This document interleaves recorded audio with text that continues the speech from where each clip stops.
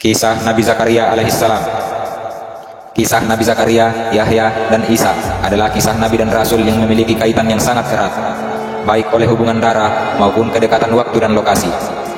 Pada masa itu, hiduplah di antara Bani Israel seorang pria bernama Imran. Dia begitu terkenal karena kesolehannya, sehingga dianggap sebagai salah satu keluarga terbaik sepanjang masa. Dia bukan seorang nabi ataupun rasul, tetapi rumah tangganya begitu mulia dan tinggi derajatnya di kerajaan Allah, sehingga bahkan ada satu surah dalam Al-Quran yang dinamai menurut namanya. Imran memiliki seorang istri soleha yang bernama Hana, dan saudara perempuannya menikah dengan Zakaria alaihissalam. Dari pasangan Hana dan Imran lahirlah Maryam, ibu Nabi Isa. Namun sebelum Maryam dilahirkan, Imran meninggal dunia. Karena tidak mempunyai ayah, sesudah bayi itu lahir, ia diasuh oleh Nabi Zakaria setelah terlebih dahulu diserahkan kepada Allah, yaitu diletakkan di Masjid Baitul Aqsa.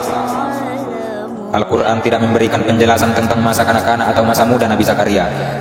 Oleh karena itu, kisah Nabi Zakaria alaihissalam dimulai di akhir masa dewasa.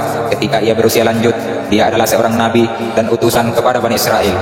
Dia adalah keturunan langsung dari Nabi Daud dan Nabi Sulaiman, dan kegiatannya dipusatkan di Baitul Maqdis, di mana kuil Sulaiman alaihissalam pernah berdiri. Nabi Zakaria yang telah menghabiskan hidupnya untuk mendapatkan pengetahuan dan mengajar orang lain, murni untuk membaktikan diri kepada Allah Subhanahu wa Ta'ala. Nabi Zakaria yang merupakan bagian dari anggota keluarga Imran, keluarga yang diberkati. Anggota-anggotanya juga termasuk Isa Al-Masih dan ibunya Maryam. Pada suatu hari, Maryam muda pergi ke rumah doa di Yerusalem. Allah dengan kebijaksanaan dan rahmatnya menunjuk Zakaria sebagai walinya. Setiap hari, dia akan mengunjungi Maryam untuk memastikan bahwa semua kebutuhannya terpenuhi. Pengabdian Maryam kepada Allah mengesankan Zakaria, dan dia kagum dengan keajaiban yang akan dia temukan di kamarnya. Dikatakan bahwa dia akan mendapatkan buah-buah musim dingin di musim panas, dan buah-buahan musim panas di musim dingin. Ketika Zakaria bertanya tentang bagaimana Maryam mendapatkan buah-buahan, dia menjawab bahwa Allah sang pemelihara yang telah menyediakan rezeki kepadanya. Maryam menjawab, semua itu dari Allah. Sesungguhnya Allah menyediakan rezeki kepada siapa yang dia kehendaki tanpa batas. Ketika Zakaria mengamati kepatuhan total Maryam kepada Allah dan keyakinannya yang tak tergoyahkan kepadanya sebagai penyedia, itu membuka matanya pada konsep baru. Tak peduli seberapa besar kebutuhan kita, Allah akan selalu ada untuk mendengarkan dan menanggapi. Ini adalah ide yang sangat penting untuk direnungkan. Allah akan memberi kepada hamba-hambanya yang adil tanpa batas. Maryam telah menerima buah di luar musim. Zakaria pun membuat permohonan untuk sesuatu yang menurut standar manusia tidak mungkin. Karena dia dan istrinya sudah sangat tua, dan waktu bagi mereka untuk mengandung seorang anak telah berlalu. Karunia Allah tidak dibatasi oleh keterbatasan duniawi, dan segala sesuatu mungkin terjadi. Zakaria belajar pelajaran penting ini dari lingkungannya, Maryam. Dan ketika Zakaria menerima berita yang mencengangkan ini, dia berdiri dalam doanya. Dia menjawab dengan bertanya bagaimana ini bisa terjadi, mengingat usia mereka yang sudah sangat tua. Allah pun kemudian menegaskan pelajaran yang telah dipahami oleh Maryam. Zakaria kemudian melanjutkan, beliau berkata, ya Allah, berilah aku suatu tanda bahwa istriku telah mengandung.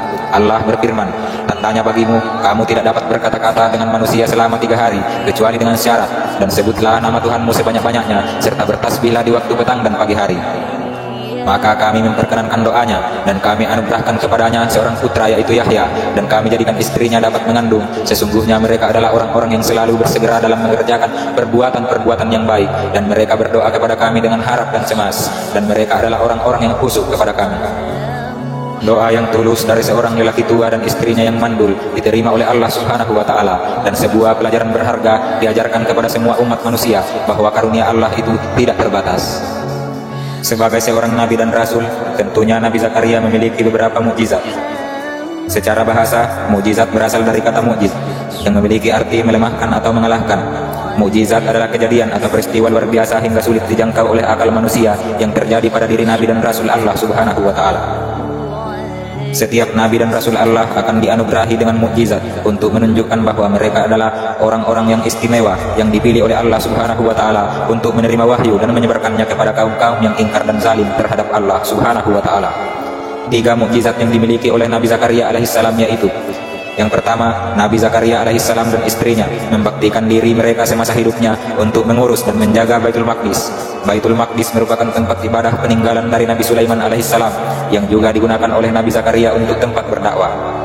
Yang kedua, Nabi Zakaria mendapatkan keturunan dari Allah Subhanahu wa taala, seorang anak laki-laki yang saleh bernama Yahya. Meskipun usia Nabi Zakaria alaihissalam saat itu sudah sangat tua, sekitar 100 tahun, dan istrinya adalah seorang yang mandul.